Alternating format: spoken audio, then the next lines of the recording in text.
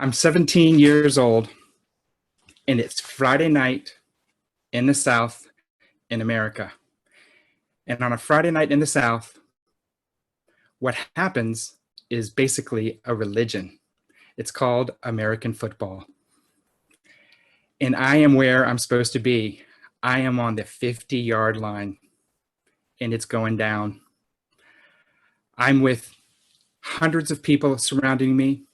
There is a spotlight. There are 3,000 people, fans in the stands, and they're all looking my way because I am in the marching band. I am one of the leaders in the marching band. The position is called drum major. And to do this job, everyone knows that you have to be able to wave your arms, and you have to shout, and you have to have good posture. But you also have to have one thing that I lack, which is the respect of my peers.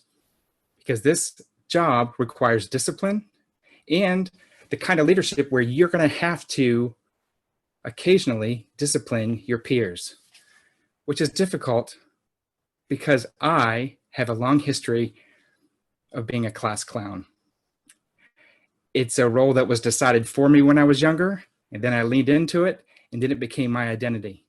I have no business being here tonight, but there's a more interesting aspect to what's happening in this very moment. There are 3 drum majors in the middle of this field on the 50-yard line. And it looks normal if you're a fan looking at the field, but it's not normal because our band has a long tradition of having only 2 drum majors. Bottom line, I shouldn't be here. And the reason why we have 3 drum majors is my fault.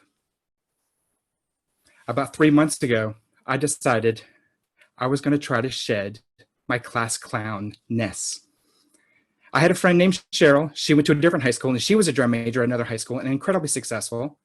She convinced me that I had it in me, but I didn't have the confidence yet to tell anybody that I was going to try this thing. Auditions were going to happen over the summer for this position to be drum major my senior year, so I started training in secret with Cheryl.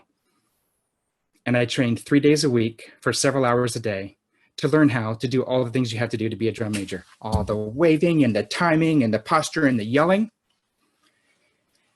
And then the auditions happen. They're essentially like tryouts, or if you think auditions, it's like for a play or for a key movie role. They're taking 2 actors, and there's 20 people auditioning for this part. The audition happens, and we're all standing around the band room door, and we're waiting for the results. They don't come on things called email or online get posted because it's 1986. They're on pieces of paper that get taped to a door, and we're all waiting for the results. We're waiting for that one white piece of paper to get taped to the door with the results. The results come, and there's 2 pieces of paper. The first one has the scores, and the second one has a handwritten note from the director saying, disregard these results. We're going to have tryouts again in 2 days. Thank you so much for participating. Everyone is welcome to try out again in 2 days.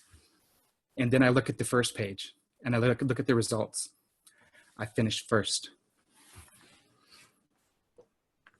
But why the second round?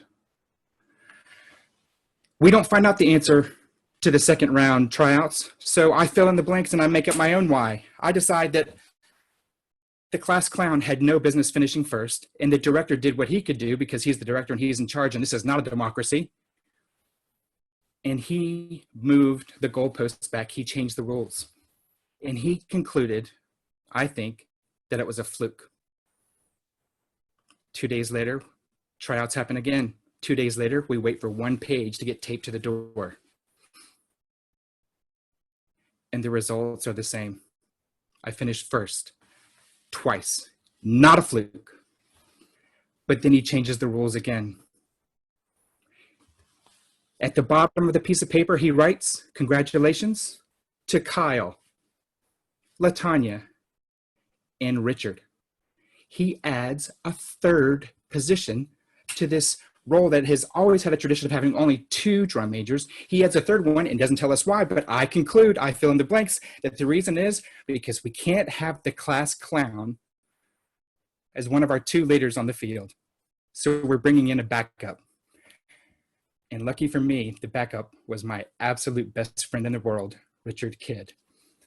So on this night, while I stand here on the 50-yard line, I've spent the last 3 months trying so desperately to convince everyone that I belonged. And if you were in the stands, you knew that I belonged. If you were in the band, you knew that I belonged. But on that night, when I give my final salute, it's senior night. It's my last time to do this. And the best part is that I knew that I belonged. I don't care if there's 3 drum majors or 300. That was my night to shine. I win. Thank you.